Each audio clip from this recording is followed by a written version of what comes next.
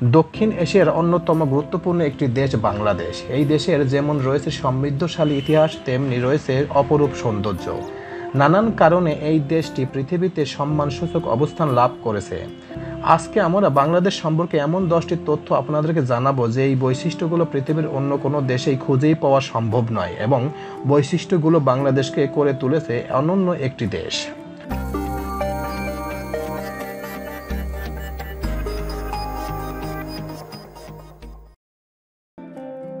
নদীমাতৃক বাংলাদেশ। বাংলাদেশ সম্পর্কে খুবই অবাক করার মতো একটি তথ্য হলো এই দেশে ছোট বড় প্রায় 700-এর বেশি নদ নদী রয়েছে। এই কারণে বাংলাদেশকে নদীমাতৃক দেশ বলা হয়। এশিয়া মহাদেশের অন্যতম বড় 3টি নদী ব্রহ্মপুত্র, গঙ্গা, মেঘনা বাংলাদেশে প্রবাহিত হয়। এছাড়া পদ্মা, যমুনা, কর্ণফুলী সহ আরও অনেক নদী এই দেশে প্রবাহিত হয়। বাংলাদেশের যাতায়াত ব্যবস্থা এবং অর্থনৈতিক উন্নয়নে এইসব নদীগুলো বিশেষ ভূমিকা রয়েছে। কক্সবাজার। আমরা অনেকেই মনে করি যে কক্সবাজার পৃথিবীর সবচেয়ে বড় সমুদ্র সৈকত। এই ধারণাটি একদিক থেকে যেমন ঠিক, তেমনি আরেক দিক থেকে ভুল। কারণ আয়তনের দিক থেকে পৃথিবীর সবচেয়ে বড় সমুদ্র সৈকত হলো পারিয়া ডু ক্যাসিনো, যা ব্রাজিলে অবস্থিত। আসলে কক্সবাজার হলো পৃথিবীর সবচেয়ে বড় প্রাকৃতিকভাবে নিরবিচ্ছিন্ন সমুদ্র সৈকত। নিরবিচ্ছিন্ন সমুদ্র সৈকত বলতে বোঝানো হয় যে সমুদ্র সৈকতে একটানা বালুময় স্থান রয়েছে এবং সেই বালুময় স্থানগুলোর মাঝখানে কোনো উর্বর জমি নেই। কক্সবাজার সমুদ্র সৈকতের আয়তন নিরবিচ্ছিন্নভাবে 120 কিলোমিটার। কক্সবাজার আন্তর্জাতিকভাবে স্বীকৃত পৃথিবীর সবচেয়ে বড় প্রাকৃতিক সমুদ্র সৈকত। এই অনন্য বৈশিষ্ট্যের কারণে কক্সবাজার প্রতি বছর লাখ লাখ পর্যটক ভিড় জমান। এই জন্য কক্সবাজারকে বলা হয় the longest unbroken sea beach. Sundarban. পৃথিবীর সবচেয়ে বড় ম্যানগ্রোভ ফরেস্ট বন হলো সুন্দরবন। সুন্দরবন বাংলাদেশের খুলনা বিভাগ এবং ভারতের পশ্চিমবঙ্গে অবস্থিত। সুন্দরবনের আয়তন 1,39,500 হেক্টর। এর মধ্যে 60% বাংলাদেশে এবং 40% ভারতে অবস্থিত। সুন্দরবনে রয়েছে পৃথিবীর অন্যতম বাঘের একটি প্রজাতি, যার নাম রয়্যাল বেঙ্গল টাইগার। এই বাঘের গর্জন প্রায় 3 কিলোমিটার দূর থেকে শুনতে পাওয়া যায়। সুন্দরবনের অপরূপ সৌন্দর্য সকল পর্যটকদের মুগ্ধতার অন্যতম কারণ। 1997 সালে ইউনেস্কো সুন্দরবনকে ওয়ার্ল্ড হেরিটেজ সাইট হিসেবে স্বীকৃতি প্রদান করে। বঙ্গোপসাগর। দক্ষিণ এশিয়াতে অবস্থিত বঙ্গোপসাগরের আয়তন 21,72,000 বর্গ কিলোমিটার। বঙ্গোপসাগর বাংলাদেশের দক্ষিণ দিকে অবস্থিত। বাংলাদেশের সকল বড় নদ নদী এই উপসাগরে এসে মিশেছে। শুধু বাংলাদেশ নয়, এশিয়া মহাদেশের একাধিক বড় নদী বঙ্গোপসাগরে এসে মিশেছে। বঙ্গোপসাগর বাংলাদেশ, ভারত, মায়ানমার, শ্রীলঙ্কা সহ আরও কিছু দেশ দ্বারা ঘিরে রয়েছে। বাংলাদেশের কক্সবাজার, কুয়াকাটা এবং সেন্ট মার্টিন দ্বীপ এই উপসাগরের নিকটে অবস্থিত। উল্লেখ্য যে বঙ্গোপসাগর বাংলাদেশের একমাত্র সমুদ্র সীমা, তাই বাংলাদেশের উন্নয়নে বঙ্গোপসাগরের বিশেষ ভূমিকা রয়েছে। ভাষার জন্য দেশ। বাংলাদেশের অন্যতম একটি সমৃদ্ধশালী ইতিহাস হলো ভাষা আন্দোলনের ইতিহাস। 1952 সালে 21শে ফেব্রুয়ারি বাংলা ভাষাকে রাষ্ট্রভাষা করার দাবিতে বাংলাদেশের লাখ লাখ মানুষ আন্দোলন করেছিল। সারা বাংলাদেশে সেদিন বিক্ষোভে ফেটে পড়েছিল। ভাষার জন্য এই আন্দোলন বাংলাদেশে হাজার হাজার মানুষ সেদিন শহীদ হয়।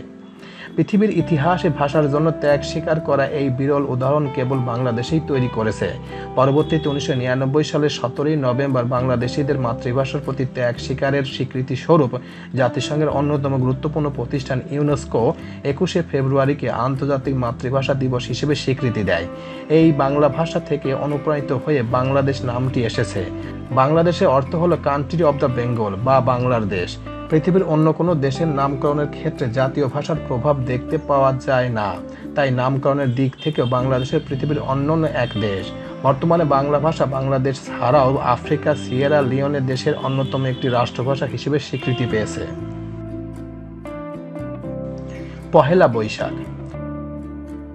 পহেলা বৈশাখ বা পহেলা বৈশাখ বাংলা বছরের প্রথম দিন। এই দিনটিকে বাংলা নববর্ষ বলেও ডাকা হয়। প্রতি বছর 14 এপ্রিল বাংলাদেশে পহেলা বৈশাখ উদযাপিত করা হয়।